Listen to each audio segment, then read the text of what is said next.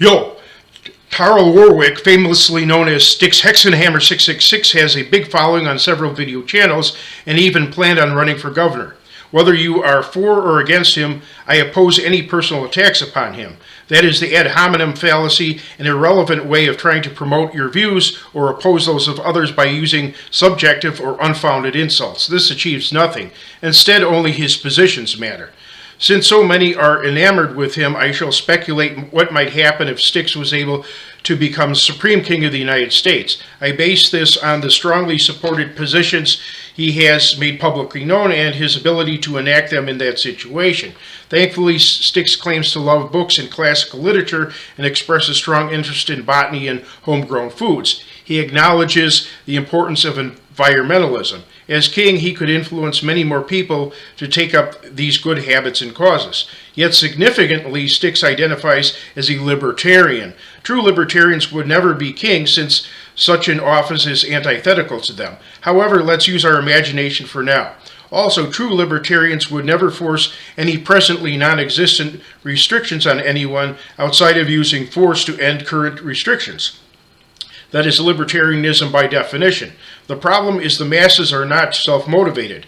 Most people prefer lazy ways, stupid ways, and immediate gratification over long-term goals. Any libertarian government would be doing nothing to steer people towards bettering themselves in society. They would be left to their own devices. Thankfully, Styx opposes psychiatry as quackery and opposes, which it is, very much so, and opposes communism and globalization. But if enough people are hell-bent on promoting those things, a libertarian government would fail to stop them since it would oppose authoritarianism, coercing people to do what is right. Though he would likely accomplish shrinking the government to prevent many from leeching off welfare, that could also backfire by cutting off aid to truly handicapped people due to lack of funds. And Styx seems ignorant of Asperger's syndrome, a serious condition on the autism spectrum, as he suggests it is fake. Wrong, and I was born with such a condition. It's not fake.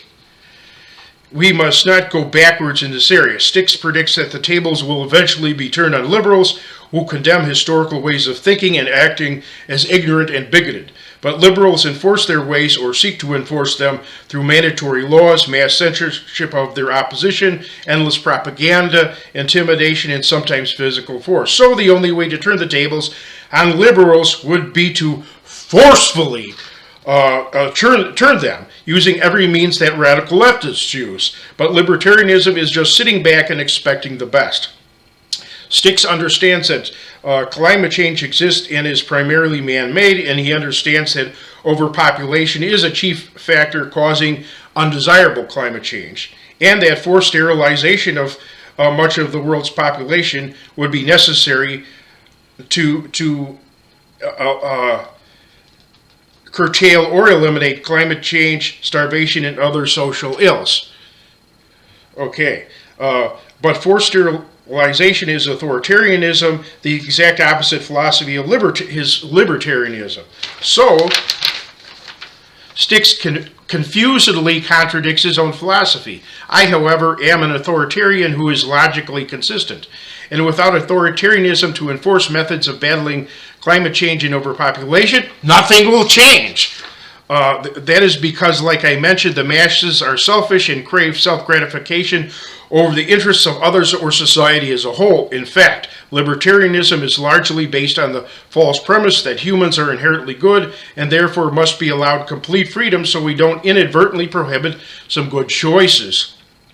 But since all of humanity is in a fallen state, we must protect ourselves from ourselves and not issue licenses for unbridled foolishness and immorality. Consider some quotes by Styx on firearms. We need to provide free guns and ammo to every American. The Second Amendment explicitly refers to the right to bear military weapons, not just other types. And another quote, I'm for repealing the existing gun laws. Now imagine the overwhelming violence and mayhem our country could be plagued with due to unrestricted weaponry in the hands of every immoral, angry, stupid, and unbalanced person. Quoting Styx on drugs, legalize all drugs. Like marijuana, do the same for all other substances. Drugs aren't bad. However, that would include heroin, crack, cocaine, LSD, PCP, fentanyl, crocodile bath salt, spice, crystal meth, and the like. Now imagine the overwhelming drug addiction epidemics, overdose epidemics, failures to succeed, and other ills associated with dangerous drugs. And think about how his drug and gun policies could become even worse due to their volatile combination. Imagine hallucinating masses of people detached from reality while armed with machine guns and rocket launchers. It's insane! As for belief in God, Styx identifies as an apatheist, one who does not care whether or not there is a creator God. This flies in the face of the official motto of the United States, "In God We Trust," which has appeared on U.S. coins since 1864. The first U.S. coins featured a God's eye emblem. So, although Styx denounces liberals, he himself is a liberal in this area by discarding this traditional value.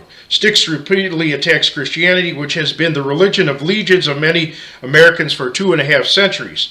Yet he wants to represent our United States? In fact, despite Styx's claim of having acquired thorough knowledge of Christianity, he is largely ignorant of Christianity. This can be proven by comparing what he states Christianity to be with what early Christians have documented about their faith.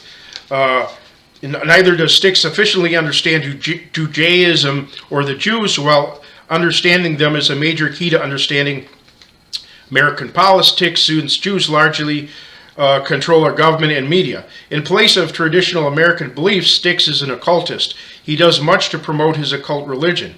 But what shows us that occultism is any more legitimate than Scientology or a UFO cult?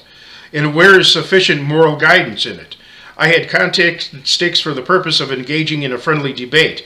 Not only would he not debate me on any issue, but he would also not even bother to respond.